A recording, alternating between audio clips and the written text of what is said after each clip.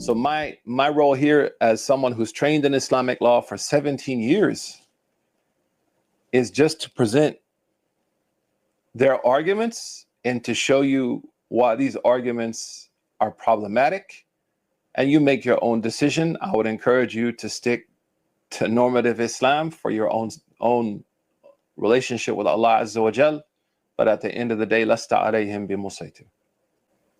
So the first argument that I've heard, and this is an argument actually that's used by a lot of people for a lot of things, but when we're talking about this kind of issue and we're unpacking this kind of issue, we need to make sure that anyone addressing this issue, like misyar, I'm seeing everywhere on TikTok now people talking about ziwaj misyar, which we need to address because it's being abused.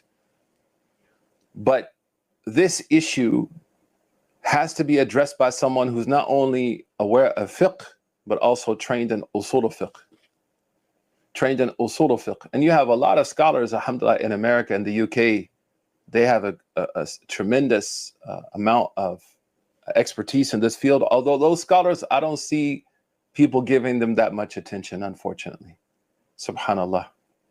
The third condition of usul al-fiqh, according to Al-Baydawi and Manhaj al-Wusul, is وحال المستفيد.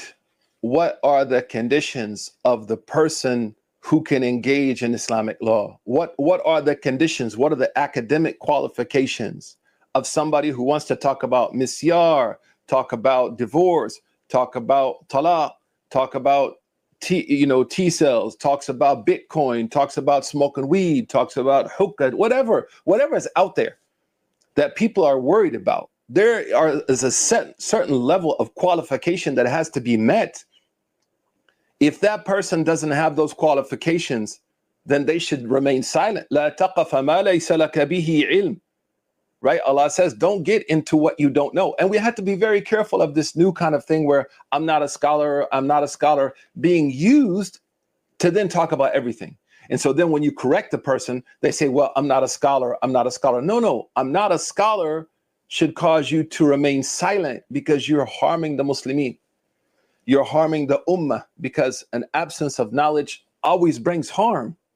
That's why Umar ibn Abdul Aziz, he said that the one who speaks without knowledge will do more damage than good.